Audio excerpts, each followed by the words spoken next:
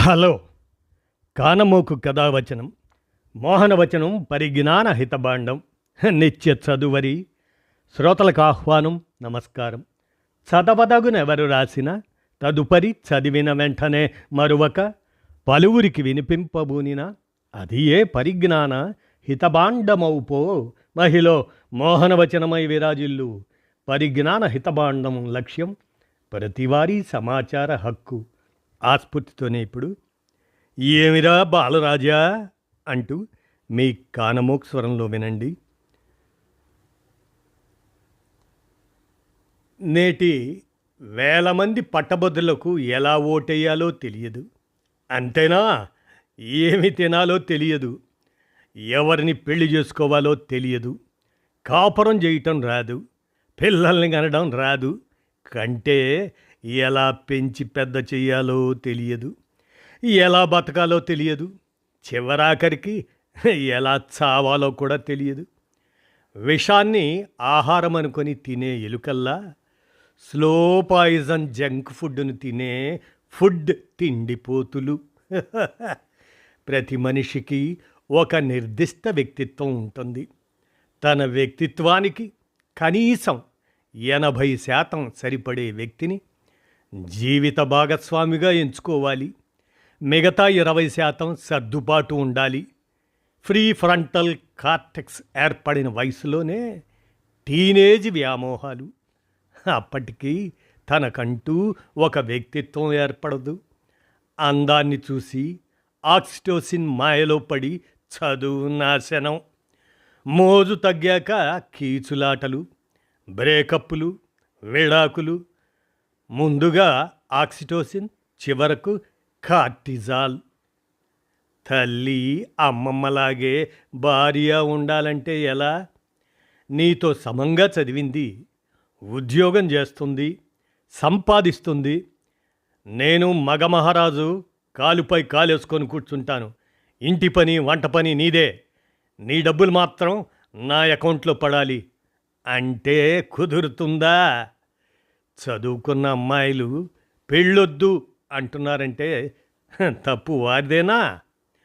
కొడుకులకు ఆధునిక సమాజ లింగ సమానత్వాన్ని నేర్పకుండా భార్యా బాధిత సంఘాలు, స్త్రీ జనోద్ధరణ లెక్చర్లు ఎందుకో? ల్యాప్టాప్ ఒడిలో పెట్టుకొని గంటలు పనిచేస్తే సగం ఫ్యూజ్ కట్టు. దీనికి తోడు తినేది చెత్త తిండి, వ్యాయామం ఉండదు, టెన్షన్ అధిగమించడం రాదు, రిలాక్స్ కావటం తెలియదు, నిద్ర పట్టదు. 2 నిమిషాలు మ్యాగీ నూడిల్స్ ఆలిగోస్పెర్మిక్ మనుషులు ఇంటింట్లో ఉంటే సంతాన సాఫల్య కేంద్రాలు ఊరూరా పుట్టుకొని రావా? ఆటిజం పిల్లల సంఖ్య పెరిగిపోదా మరి? పిల్లల చేతికి సెల్ ఫోన్ ఇచ్చి తాను టీవీ ల్యాప్టాప్ ముందు కూర్చొని వర్చువల్ ఆటిజంకు కారణమయ్యే తల్లిదండ్రులు, బొల్లిరాజులు ఓటీటీ చూసి బూతులు మాట్లాడితే చప్పట్లు కొట్టే రకాలు. పిల్లల స్కూలు తన స్టేటస్ సింబల్, బట్టి చదువులు, మార్కులు ప్రతిభ అని మురిసిపోయే అమాయక జీవులు.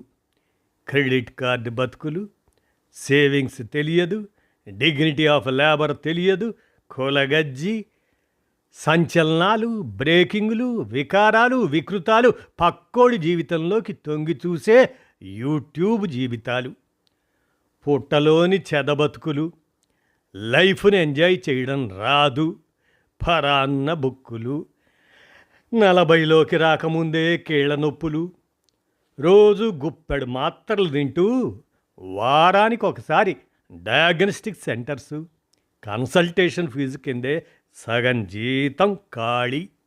చస్తూ బతికేవారు, బతకలేక ఆత్మహత్య చేసుకునేవారు, అర్ధాంతరంగా మరణించేవారు. ఏమిరా బాలరాజు నీ వల్ల ఉపయోగం? నిన్నని ఏం లాభంలే. తెలుగునాట 30 ఏళ్ల నాడే చదువు చచ్చింది. చదువులా చావులా.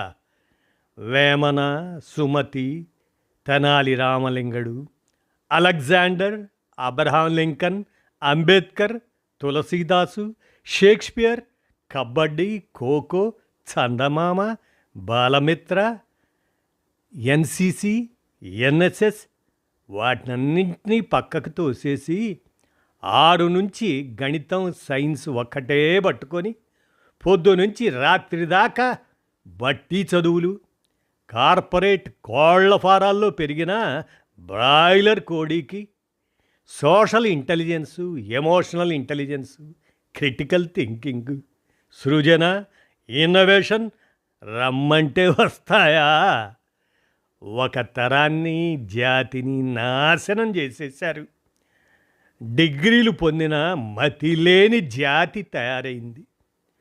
ఆ రోజుల్లో కార్పొరేట్ చదువును, మార్కులను ఆహా ఓహో అంటూ కీర్తించి జాతిని సర్వనాశనం చేసిన అదే మీడియా ఇప్పుడు స్మార్ట్ గ్లాసెస్ను ఆహా ఓహో అంటూ ముందుకు తెస్తుంది.